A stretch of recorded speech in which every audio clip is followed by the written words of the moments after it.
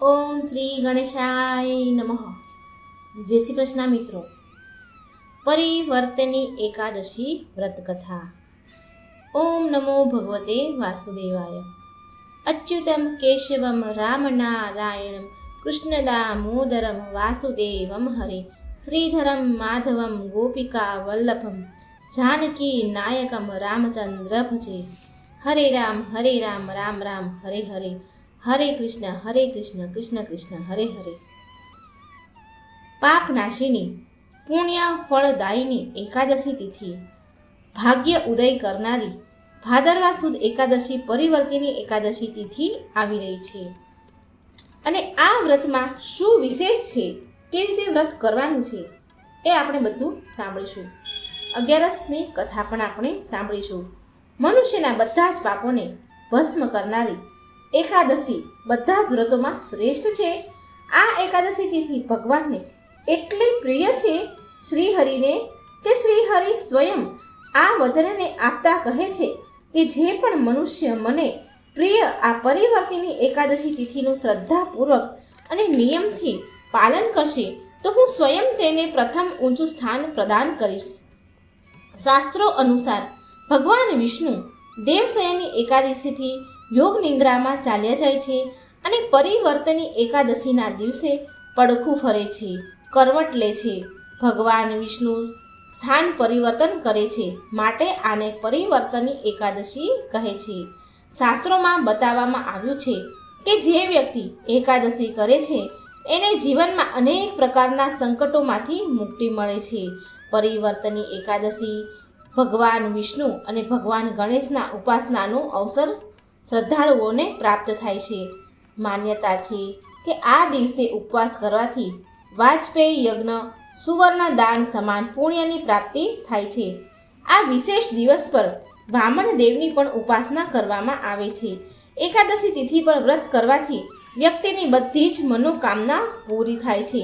ધાર્મિક માન્યતા અનુસાર એકાદશીનું વ્રત કરવાથી મૃત્યુ પછી મોક્ષની પ્રાપ્તિ થાય છે. આ એકાદશી વિશેષ એટલા માટે છે કે એકાદશી ચાતુર્માસના સમયમાં આવી રહી છે. બીજું કે આ એકાદશીના દિવસે વિષ્ણુ ભગવાન પડખું ફરે છે, માટે આ દિવસ મહત્વપૂર્ણ છે. અને ત્રીજું કારણ છે કે આ દિવસે ભગવાન વામન દેવનો આવિર્ભાવ થયો હતો. આ દિવસે વધારે ને વધારે મહામંત્રનો જાપ કરો. હરે કૃષ્ણ કૃષ્ણ કૃષ્ણ હરે હરે, હરે રામ રામ રામ હરે હરે. જો આ દિવસે તમે વ્રત નથી કરતા તો પણ વધારેમાં વધારે કોશિશ કરવી કે કોઈ પણ પ્રકારનું અન્ન ખાવું નહીં. આખો દિવસ જરૂર પ્રમાણે ફળ ફ્રૂટ એકાદશી પ્રસાદ લેવો. બની શકે તો આ દિવસે બપોરના 12 વાગ્યા સુધી, આ પરિવર્તની એકાદશીના દિવસે બપોરના 12 વાગ્યા સુધી નિર્જળા ઉપવાસ કરવો. યાદ રહે કે નિર્જળા ઉપવાસ, ચા કોફી કંઈ જ નથી પીવાનું. 12 વાગ્યા સુધી આમાં વામન જયંતીનો ઉપવાસ સમાયેલ હોય છે. 12 વાગ્યા પછી દૂધ, ચા, ફળ ફ્રૂટ એકાદશી પ્રસાદ લઈ શકાય છે. ભગવાનની કથાઓ સાંભળવાનો ખૂબ જ મહિમા છે. આ દિવસે ભગવાનને પીળા રંગનો ભોગ બહુ પ્રિય છે. શ્રીહરિને ભગવાનને કેળા પણ બહુ પ્રિય છે. આ બધો જ ભોગ આપણે જો થઈ શકે તો ધરાવવો જ જોઈએ. કહેવાય છે કે જે વ્યક્તિ ગોળ અને ચણાની દાળનો ભોગ લગાવે છે તેની બધી જ મનોકામના પૂરી થાય છે. ભગવાન વિષ્ણુને તુલસી દળ જરૂર અર્પણ કરવું. પણ યાદ રાખો કે એકાદશીના દિવસે તુલસી પત્ર તોડવા નહીં. એકાદશી આવે એ પહેલાં 10મી તિથિના દિવસે જ યાદ કરીને તુલસી પત્ર તોડીને મૂકી દેવા અને બીજે દિવસે 11ના દિવસે ધોઈને ચડાવવા. પૌરાણિક માન્યતા અનુસાર 4 મહિના સુધી શ્રીહરિને યોગ નિંદ્રા શયન કાળ ચાલે છે અને પરિવર્તની એકાદશીના દિવસે ભગવાન વિષ્ણુ નિંદ્રા અવસ્થામાં જ પડખું ફરે છે. કહેવાય છે કે આ દિવસે એકાદશીના વ્રતની કથા સાંભળવાથી વ્યક્તિનું જીવન દુઃખમાંથી સુખ તરફ પડખું ફરે છે. આવો સાંભળીએ કથા. ભગવાન શ્રી કૃષ્ણએ યુધિષ્ઠિરને કહે છે શ્રી કૃષ્ણ કે જે પણ વ્યક્તિ પરિવર્તની એકાદશીના દિવસે વામન સ્વરૂપની પૂજા કરે છે એને 3 લોકની પૂજા કરવાનું ફળ મળે છે. તથા આ દિવસે આ કથા ત્રેતાયુગની છે. એક સમયે બલિ રાજા નામનો બળવાન એક અસુર રાજ હતા. એ સમયે બલિ નામનો ભગવાન વિષ્ણુનો પરમ ભક્ત હતો. તેણે તેના બળથી 3 લોકને જીતી લીધું હતું. તેણે ઇન્દ્ર સહિત બધા દેવતાઓને જીતી લીધા હતા. ત્યારે ઇન્દ્ર સહિત બધા જ દેવ ભગવાન વિષ્ણુની પૂજા કરવા લાગ્યા અને બલિથી મુક્તિ થવાની પ્રાર્થના કરવા લાગ્યા. ત્યારે ભગવાન વિષ્ણુએ એમનો વામન અવતાર લીધો અને બલિ પાસે 3 પગ ભૂમિ દાનમાં માંગવા પહોંચી ગયા. બલિ વામન દેવને ઓળખી ન શક્યા. તેણે 3 પગ ભૂમિ આપવાનું વચન આપ્યું. ત્યારે ભગવાને વામન સ્વરૂપ વિશાળ કરી અને એક પગમાં પૃથ્વી, બીજા પગમાં સ્વર્ગ અને ત્રીજા પગમાં વામન દેવે બલિને પૂછ્યું કે ત્રીજો પગ ક્યાં મૂકું? તો બલિએ એનું માથું ઝુકાવ્યું. વામન દેવે જેવો ત્રીજો પગ બલિના માથા ઉપર મૂક્યો કે બલિ તરત જ પાતાળ લોક ચાલ્યો ગયો. તેની વિનમ્રતાને જોઈને, તેની શ્રદ્ધા, એની ભક્તિ જોઈને ભગવાન વિષ્ણુએ તેને આશીર્વાદ આપ્યા કે તે સદાય એની સાથે રહેશે. બલિના કહેવાથી ભાદરવા માસની સુદ પક્ષની એકાદશીના દિવસે ભગવાન વિષ્ણુની મૂર્તિ બલિના આશ્રમમાં સ્થાપિત કરવામાં આવી અને બીજી ક્ષીરસાગરમાં શેષનાગની પીઠ પર સ્થાપના કરવામાં આવી. આ દિવસે ભગવાને પડખું ફર્યું માટે આનું નામ પરિવર્તની એકાદશી છે. આ દિવસે વ્રત અને પૂજા કરવાથી સ્વર્ગમાં સ્થાન મળે છે અને બધા જ પાપો મટી જાય છે. જે આ કથા સાંભળે છે તેને 1000 અશ્વમેઘનું યજ્ઞ ફળ મળે છે. તો બોલો જય શ્રી કૃષ્ણ, જય શ્રી હરિ, ઓમ નમઃ શિવાય. હવે મિત્રો આપણે સાંભળીએ વામન દેવની વામન અવતારની વિસ્તારપૂર્વક કથા. આગળ આપણે ટૂંકમાં સાંભળ્યું, પણ વિસ્તારથી આપણે વામન અવતારની કથા સાંભળીશું. આ દિવસે વામન અવતારની કથા સાંભળવાનો ખૂબ મહિમા છે. જન્મ જન્માંતરના પાપ બળીને નષ્ટ પામે છે. માટે મિત્રો પૂરી કથા સાંભળજો. વામન અવતાર ભગવાન વિષ્ણુના 10મો અવતારમાંથી 5મો અવતાર છે અને મનુષ્ય શરીરમાં પહેલો અવતાર છે. જેમાં ભગવાન વિષ્ણુએ બટુકના રૂપમાં ઇન્દ્રદેવની રક્ષા કરવા માટે ધરતી ઉપર અવતાર લીધો હતો. વામન અવતારની વાર્તા અસુરરાજ મહારાજા બલિથી શરૂ થાય છે. મહારાજા બલિ પ્રહલાદ અને વિરોચાના પુત્ર છે. રાજા બલિ એક મહાન શાસક હતા. તેમની પ્રજા તેમને ખૂબ જ પ્રેમ કરતી. લોકો તેના રાજ્યમાં ખૂબ જ ખુશ હતા અને સમૃદ્ધ હતા. પિતામહ પ્રહલાદ અને ગુરુ શુક્રાચાર્યએ તેમને વેદોનું જ્ઞાન આપ્યું હતું. સમુદ્ર મંથન દરમિયાન જ્યારે દેવતાઓએ અમૃત લીધું હતું ત્યારે ઇન્દ્રદેવે બલિને મારી નાખ્યો હતો. ત્યારે શુક્રાચાર્યએ બલિને ફરી તેમની સંજીવની વિદ્યા દ્વારા મંત્ર ઉચ્ચારણ કરી અને બલિ રાજાને જીવિત કર્યા. મહાબલિએ ભગવાન બ્રહ્માને પ્રસન્ન કરવા માટે તેમની કઠોરમાં કઠોર તપસ્યા કરી હતી. પરિણામ સ્વરૂપ ભગવાન બ્રહ્માજી પ્રગટ થયા અને વરદાન માંગવા માટે બલિ રાજાને કહ્યું. તો બલિ રાજાએ ભગવાન બ્રહ્મામાં આગળ બ્રહ્માજીને નતમસ્તક થયા, પ્રણામ કર્યા, સ્તુતિ કરી અને કહ્યું કે હે પ્રભુ, પ્રજા સદૈવ અસુરોથી ભયભીત રહે છે અને હું આ સંસારને બતાવવા માંગુ છું કે અસુરો પણ સારા હોય છે. મને ઇન્દ્રના સમાન શક્તિ પ્રદાન કરો અને મને કોઈ પણ પરાજિત ન કરી શકે તેવું મને વરદાન આપો. બલિ રાજાએ બ્રહ્માજી પાસે આવું વરદાન માંગ્યું. હવે આ સાંભળી ભગવાન બ્રહ્માજીએ આ વરદાન આપ્યું. શુક્રાચાર્ય એક સારા ગુરુ અને સારી રાજનીતિના જ્ઞાતા હતા અને શુક્રાચાર્યની મદદથી બલિ રાજાએ 3 લોક ઉપર વિજય મેળવી લીધો. બલિએ ઇન્દ્રદેવના સ્વર્ગલોક પર આક્રમણ કરીને સ્વર્ગલોક પોતાનું કરી લીધું. એક દિવસ ગુરુ શુક્રાચાર્યએ બલિને બોલાવી અને કહ્યું કે પુત્ર, તું 3 લોક પર વિજય મેળવી લીધો છે. માટે જો તારે સદાય માટે આ 3 લોકના સ્વામી બનીને રહેવું હોય તો તું અશ્વમેઘ યજ્ઞ કર.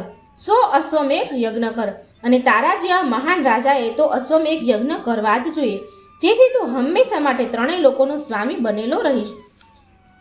બલિ રાજાએ ગુરુ શુક્રાચાર્યની આજ્ઞા માની અને યજ્ઞની તૈયારીઓ શરૂ કરી. હવે આ સમયે ઇન્દ્રદેવ ઉદાસ રહેવા લાગ્યા, કેમ કે રાજા બલિએ માત્ર એને પરાજિત નતા કર્યા, પરંતુ તેમને એ પણ ભાન કરાવ્યું હતું કે એક મહાન શાસક તરીકે તે રાજા કરી શકે છે. બલિ રાજાએ એક ઉદાર રાજા હતો. પ્રજા તેને પસંદ કરતી હતી. આ જોઈ ઇન્દ્રદેવ બલિને ખાખ થઈ ગયા. ઇન્દ્રદેવને થયું કે જો બલિ રાજા આવી રીતે પ્રજાપાલક થઈને રહેશે તો બધા જ દેવતાઓ બલિ બાજુ થઈ જશે. ઇન્દ્રદેવ દેવ માતા અદિતિ પાસે સહાયતા માંગવા માટે ગયા અને તેમને બધી જ વાત કરી. દેવ માતા અદિતિએ ભગવાન વિષ્ણુની આરાધના કરી અને ભગવાન વિષ્ણુ પ્રગટ થયા. દેવ માતાએ ભગવાન વિષ્ણુ પાસે વરદાન માંગ્યું. માતા અદિતિ વરદાન માંગે છે કે તમે મારા પુત્રના રૂપમાં ધરતી ઉપર આવો, અવતરિત થાઓ જન્મ લઈને બલિનો વિનાશ કરો.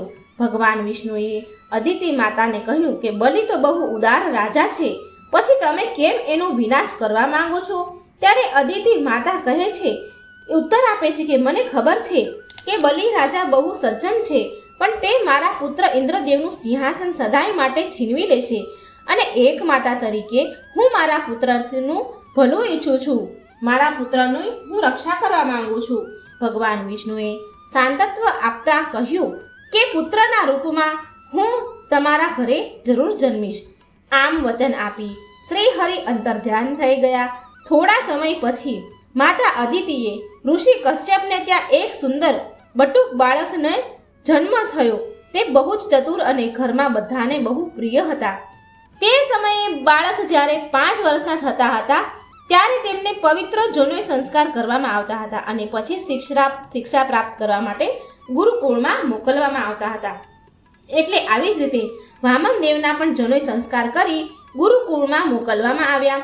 હવે એ સમયે દરમિયાન બલિએ 99 અશ્વમેઘ યજ્ઞ પૂરા કરી દીધા હતા અને 100મો યજ્ઞ પૂરો કરીને દેવોના મુંગટ પહેરવાનો હતો એમને, અને 100મો યજ્ઞ પૂરું કરીને 3 લોક ઉપર એને રાજ કરવા માંગતા હતા રાજા બલિ. પણ આ 100મો યજ્ઞ પૂરો થવાનો જ હતો કે એટલામાં તેને યજ્ઞ સ્થળ પર દિવ્ય બાળક વામનદેવ પહોંચી ગયા. આ બાળક વામનદેવ સંસારની બધી કળામાં સંપન્ન અને ઉજ્જવળ હતા. મહાબલીએ વિનમ્રતાથી વામનદેવ તરફ જોયું અને નત મસ્તક થઈને તેને પોતાના સિંહાસન પર બેસવાનો પ્રસ્તાવ મૂક્યો.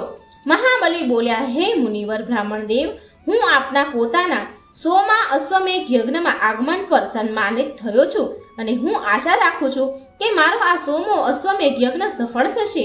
ગુરુ શુક્રાચાર્યને થોડી શંકા થઈ અને એ બાળક સ્વરૂપ વામનદેવને શંકા નજરે જોઈ રહ્યા હતા. એ બધું જ જાણી ગયા હતા. શુક્રાચાર્ય મહાબલી કહે છે કે હે બ્રાહ્મણદેવ, આજે આ દિવસે હું કોઈ પણ વ્યક્તિને કંઈ પણ દક્ષિણા આપી શકું છું. આપ જે ઈચ્છો તે મારી પાસે માંગી શકો છો. એટલામાં ગુરુ શુક્રાચાર્ય મહાબલીને આમ કરતા રોકે છે અને એક તરફ લઈને સમજાવે છે. ગુરુ શુક્રાચાર્ય બલિ રાજાને મહેલની અંદર લઈ ગયા અને બલિને કહ્યું કે આ બાળક બીજું કોઈ નથી પણ સ્વયં ભગવાન વિષ્ણુ છે. ઇન્દ્રદેવના કહેવાથી એ અહીં આવ્યા છે.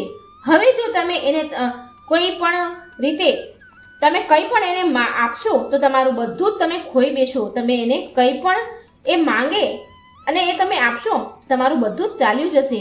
મહાબલીએ પોતાના ગુરુની વાત ન માની, માત્ર જે અડધી જ સાંભળી અને કહ્યું કે ભગવાન વિષ્ણુ, મારા પ્રભુ જો મારી પાસે કંઈ માંગવા આવ્યા હોય તો મારે અત્યારે જ તેમની પાસે જવું જોઈએ. તો બલિની આ વાત સાંભળીને શુક્રાચાર્યને બહુ ક્રોધ આવ્યો અને બોલ્યા કે તમે તમારા ગુરુની વાત ન માની શત્રુની વાતને માનો છો, મારું અપમાન કરો છો. રાજા બલિ કહે છે, મારા પ્રભુ વગર મારે કોઈ પણ શાસન ન જોઈએ. પ્રભુ મારી પાસે કંઈ માંગવા આવ્યા છે અને હું તેમને મારું સર્વસ્વ આપી દઈશ. ગુરુ શુક્રાચાર્યએ ક્રોધિત થઈને કહ્યું કે હે રાજા બલિ, તમે મારી આજ્ઞાનું ઉલ્લંઘન કરી રહ્યા છો. તમે મારી આજ્ઞા નથી માની રહ્યા, માટે તમે તમારો બધો જ વૈભવ નષ્ટ કરી દેશો. મહાબલી ગુરુ શુક્રાચાર્યની વાત સાંભળી રહ્યા હતા, પણ તે પોતાની વાત પર તેના નિર્ણય પર અડગ જ રહ્યા. રાજા બલિ કહે છે કે મને મારો વૈભવ ખોવાનો કોઈ ભય નથી. ગુરુદેવ, મને મારા પ્રભુને ખોવાનો ડર જરૂર છે, માટે હું તેમની ઈચ્છા પૂરી કરવા માંગુ છું. આટલું કહીને મહાબલી ત્યાંથી ચાલ્યા ગયા. રાજા બલિ પાછા યજ્ઞ સ્થળ પર આવ્યા અને વામનદેવ જે બ્રાહ્મણ સ્વરૂપ જે બાળક આવ્યા હતા તેને સ્નેહપૂર્વક પ્રેમથી બોલ્યા કહે છે કે હે બ્રાહ્મણદેવ, હું આપણી બંનેની વાત ચાલી રહી હતી અને હું છોડીને ચાલ્યો ગયો, માટે મને ક્ષમા કરો. હું ક્ષમા માંગુ છું તમારી. બોલો બ્રાહ્મણદેવ, તમારે શું જોઈએ છે? વામનદેવ પ્રેમપૂર્વક બલિ રાજા સામે જુએ છે અને કહે છે, મારે તો માત્ર 3 પગલાં જમીન જ જોઈએ છે દક્ષિણામાં, જેને હું મારા પગ વડે માપી શકું. મહાબલીએ જેવું વિચાર્યું હતું એવું તો બિલકુલ ન થયું, કારણ કે મહાબલી રાજાને એમ હતું કે આ બાળક બ્રાહ્મણદેવ મારા પ્રાણ માંગશે, પણ બલિ રાજાને જેવું વિચાર્યું હતું એવું થયું નહીં. રાજા બલિ બોલ્યા, હસતા હસતા બોલ્યા કે માત્ર 3 પગલાં જમીન જોઈએ છે, એ હું તમને પ્રદાન કરું છું, તમને દક્ષિણા સ્વરૂપે આપું છું. મહાબલીની વાત રોકતા અટકાતા વામનદેવ બોલ્યા કે જો કોઈ વ્યક્તિ માત્ર 3 પગલાં જમીનથી સંતુષ્ટ ન થઈ શકે તો એ બીજી કોઈ પણ વસ્તુ વ્યક્તિમાં સંતુષ્ટ ન થઈ શકે. બલિ રાજા, માત્ર મારી આ જ ઈચ્છા પૂરી કરો, 3 પગલાં જમીન આપો મને. વામનદેવની વાત સાંભળીને રાજા બલિએ માથું હલાવ્યું અને બોલ્યા કે તમે 3 પગલાં જમીનને લઈ લો. જેવા મહાબલીના મુખેથી આ શબ્દ પૂરા થયા, આ વચન પૂરા થયા, તો વામનદેવે એમનું રૂપ વિશાળ કર્યું, વિરાટ સ્વરૂપ ધારણ કર્યું, એટલું વિશાળ કર્યું કે ભગવાનના પગ જ માત્ર રાજા બલિ જોઈ શકતા હતા. વામન સ્વરૂપ એટલું વિશાળ હતું કે પૃથ્વી તો તેમણે એક જ પગલામાં માપી લીધી. બીજા પગમાં તે બાળક વામનદેવે આખું આકાશ એટલે કે સ્વર્ગ માપી લીધું. ભગવાન વિષ્ણુના આ અવતારને ત્રિવિક્રમ અવતાર પણ કહેવાય છે. મહાબલી ભગવાનનો આ ચમત્કાર જોઈને સ્તબ્ધ થઈ ગયા. હવે એ બાળકે મહાબલીને કહ્યું, મહારાજ, આપે મને 3 પગલાં જમીન આપવાનું વચન આપ્યું હતું અને મેં તો હજી માત્ર 2 જ પગલાં ધરતી અને આકાશને માપી લીધું છે. હવે હું 3જો પગ ક્યાં મૂકું? મને કોઈ જગ્યા દેખાતી નથી. તમે મને કહો કે હું 3જો પગ ક્યાં મૂકું? મહાબલીએ બાળક બ્રાહ્મણદેવની વાત સાંભળી હસીને કહ્યું, પ્રભુ, હું વચન તોડવા વાળામાં નથી. તમે 3જો પગ મારા માથા ઉપર મૂકી દો. ભગવાન વિષ્ણુએ પણ હસીને 3જો પગ મહાબલીના માથા ઉપર મૂક્યો. વામનદેવ બલિના માથા ઉપર પગ મૂકે છે એટલામાં જ બલિરાજા પાતાળ લોક ચાલ્યા ગયા. રાજા બલિના 3 લોકમાં વૈભવ સમાપ્ત થઈ ગયો અને તે સદાય પાતાળ લોકમાં જ રહી ગયા. ઇન્દ્રદેવને અન્ય દેવોએ ભગવાન વિષ્ણુના આ અવતારના ગુણગાન ગાયા, પ્રશંસા કરી. ભગવાન વિષ્ણુ તો વ્યાકુળ થઈ ગયા હતા, કારણ કે ભગવાન વિષ્ણુના ભક્તે ગુરુની વાત ન માની ડર્યા વગર તેના વચન પર અડગ રહ્યા. ભગવાન વિષ્ણુ તેને મળવા માટે પાતાળ લોકમાં ચાલ્યા ગયા. એ પણ સ્વરૂપ બદલીને પાતાળ લોકમાં મહાબલી ફરીથી પોતાનું સામ્રાજ્ય બનાવવા લાગ્યો હતો. તેને પાતાળ લોકમાં આવવાનો જરા પણ અફસોસ ન હતો. ત્યારે એક શ્યામ વર્ણ વ્યક્તિ એમની પાસે જાય છે, જે સ્વયં ભગવાન વિષ્ણુ હતા, અને કહે છે કે મહારાજ, મેં સાંભળ્યું છે કે તમે તમારું સામ્રાજ્ય ફરી ઊભું કરવા માંગો છો, તો શું તમે મને તમારો દ્વારપાળ બનાવશો? હું તમારી રક્ષા કરીશ અને સેના સાથે રહીને યુદ્ધ પણ કરીશ. મહાબલીએ એની વાત સ્વીકારી લીધી અને તેમને દ્વારપાળ તરીકે રાખી લીધા. તે વખતે એક સ્ત્રી મહાબલી પાસે આવ્યા અને કહ્યું, મહારાજ, આ મારા પતિ ધન કમાવાના લોભમાં બહાર ચાલ્યા ગયા છે અને હજી સુધી પાછા નથી આવ્યા. મને તેમના વગર એકલું લાગે છે અને મારી રક્ષા કરનારું પણ કોઈ નથી. અને મેં એવું સાંભળ્યું છે કે મહાબલીના રાજ્યમાં બધાને સંતાનની જેમ સુખ મળે છે, તો કૃપા કરીને મારી સહાયતા કરશો. મહાબલી બોલ્યા, દેવી, તમે મારી બહેન સમાન છો. તમે તમારી ઈચ્છા હોય ત્યાં સુધી અહીં મહેલમાં રહી શકો છો. બહુ જલ્દી પાતાળ લોક એક સમૃદ્ધ સ્થાન બની ગયું અને બધા જ લોકો ખુશીથી રહેવા લાગ્યા. એક દિવસ મહાબલીએ જે સ્ત્રી ત્યાં આવી હતી એ સ્ત્રીને પ્રાર્થના કરતા જોયું અને પૂછ્યું કે બહેન, તમે કોની આરાધના કરી રહ્યા છો? તો તે સ્ત્રીએ પાછું વળીને જોયું અને બોલ્યા કે તમે મારા ભાઈ છો અને હું તમારી જ પ્રાર્થના કરી રહી છું. મહાબલીએ પૂછ્યું કે બહેન, તમારે શું જોઈએ છે? તમારે જે જોઈએ એ હું તમને આપીશ. તો તે સ્ત્રી કહે છે કે મને મારા પતિ જોઈએ છે અને તે માત્ર આપ જ આપી શકો છો. મહાબલીએ વ્યાકુળ થઈને પૂછ્યું કે તમને તમારો પતિ હું કેવી રીતે આપી શકું? એ સ્ત્રી કહે છે કે દ્વારપાળ તરફ ઈશારો કરીને બોલે છે કે આ જ મારા પતિ છે. મહાબલીએ આંખો પટપટાવીને જોયું ત્યાં સુધીમાં તો એ બંને અદૃશ્ય થઈ ગયા હતા અને એના સ્થાન પર ભગવાન વિષ્ણુ અને માતા લક્ષ્મી ઊભા હતા. મહાબલી તો સ્તબ્ધ રહી ગયો કે ભગવાન વિષ્ણુ એના દ્વારપાળ બન્યા અને ભાગ્યની દેવી, ધનની દેવી લક્ષ્મીજી સાથે છે.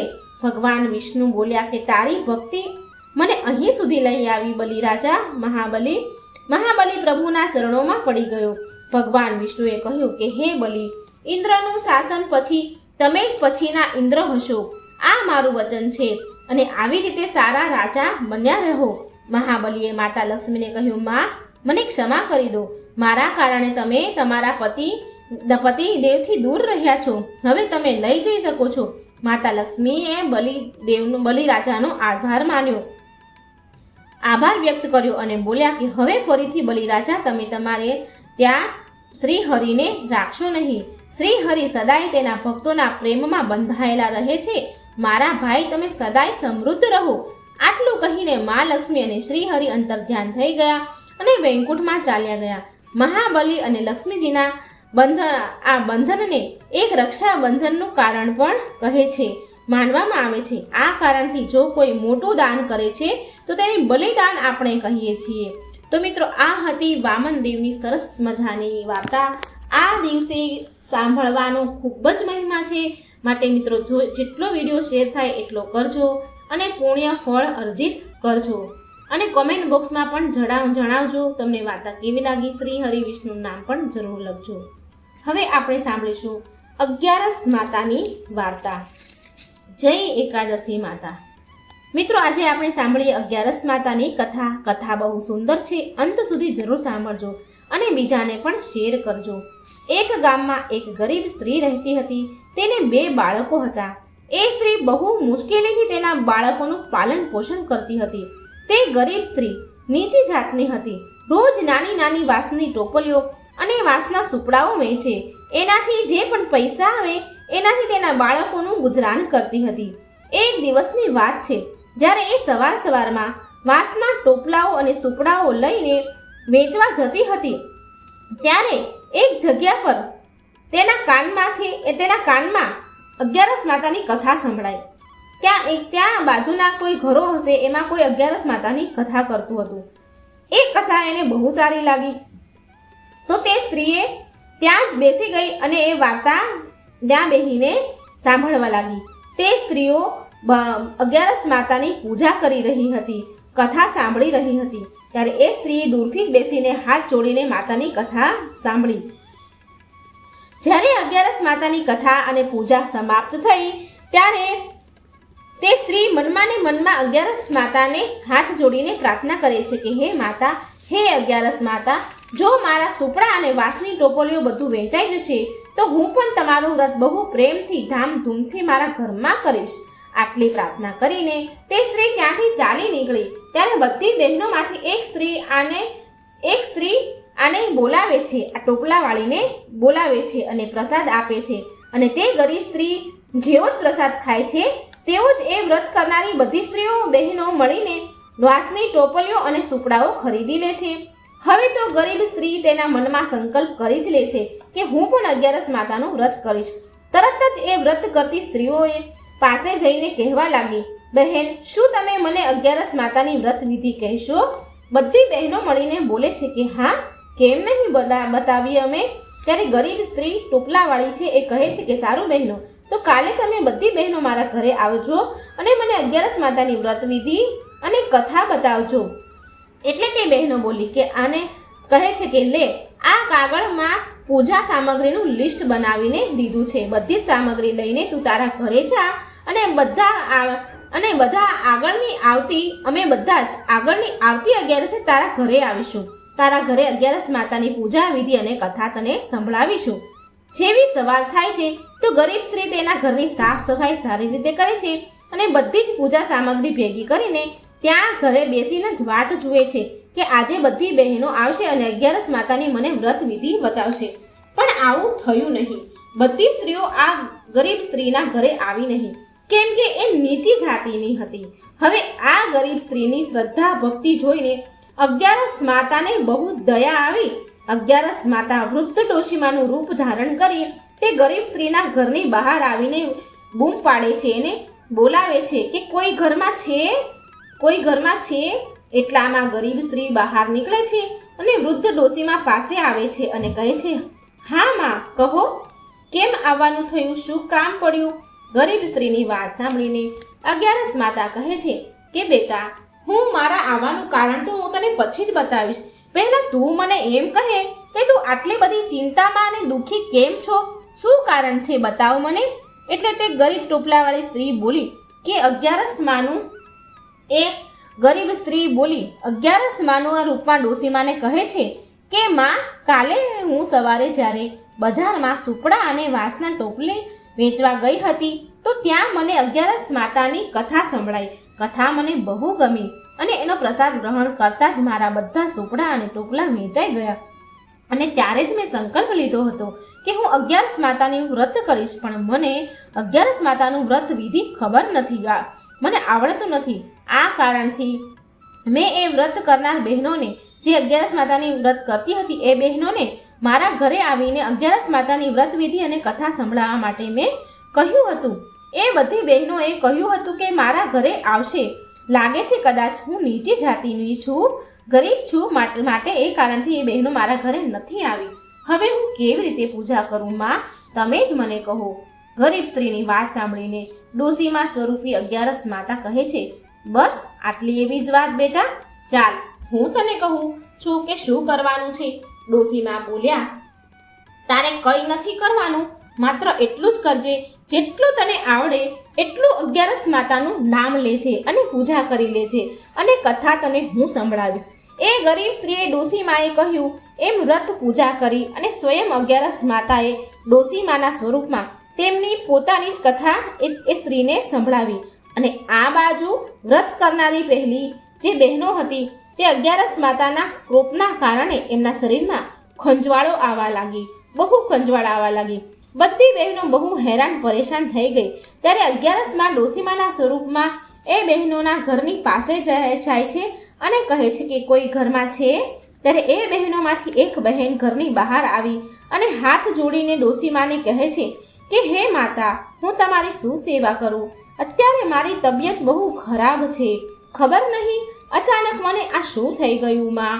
11 માતા ડોસી સ્વરૂપમાં કહે છે કે જાઓ, તમે બધા જાઓ અને એ ગરીબ સ્ત્રી જે ટોપલીવાળી હતી તે સ્ત્રીના ઘરે જાઓ અને તેની સાથે હાથ જોડીને માફી માંગો તો તમારી બધી જ હેરાની પરેશાની દૂર થશે.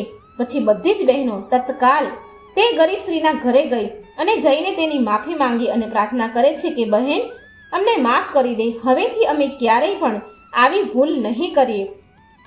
અમીર હોય કે ગરીબ હોય, નીચી જાતિના ચમાર હોય કે કોઈ બી જાતિના હોય, અમે જેના ઘરે 11 માતાની પૂજા થશે એના ઘરે અમે જરૂર જઈશું, અમને માફ કરી દે બહેન. તે ગરીબ સ્ત્રીએ બધાને માફ કરી દીધા અને બધી 11ના દિવસે વિધિપૂર્વક 11 માતાનું વ્રત કરવા લાગ્યા. ફળ સ્વરૂપ તે ગરીબ સ્ત્રી હતી, તે 11 વ્રતના ફળ સ્વરૂપ તેના ઘરમાં અન્ન ધનના ભંડાર ભરાઈ ગયા. તે ગરીબ સ્ત્રીની ઝૂંપડી મહેલમાં બદલાઈ ગઈ અને પેલી જે સ્ત્રીઓ હતી જેને શરીરે ખંજવાળ ઉપડી હતી માતાના કોપથી, એને પણ સારું થઈ ગયું. તે ગરીબ સ્ત્રી અને તેના બાળકો સુખી જીવન જીવવા લાગ્યા. તો આટલો પ્રભાવ છે મિત્રો 11 માતાની વ્રતનો કથાનો. 11 માતા આપણા ઉપર કૃપા કરે છે જો આપણે એનું વ્રત કરીએ છીએ શ્રદ્ધાપૂર્વક. તો બોલો 11 માતાની જય, પરિવર્તની એકાદશી વામન દેવની જય. મિત્રો વાર્તા સારી લાગે તો વિડીયોને લાઈક કરજો, શેર કરજો અને ચેનલને સબસ્ક્રાઈબ કરવાનું ભૂલશો નહીં. બની શકે એટલે આ વાર્તાને જરૂર શેર કરજો જેથી આપણને પુણ્ય ફળ મળે. જય શ્રી કૃષ્ણ, રાધે રાધે. Thank you.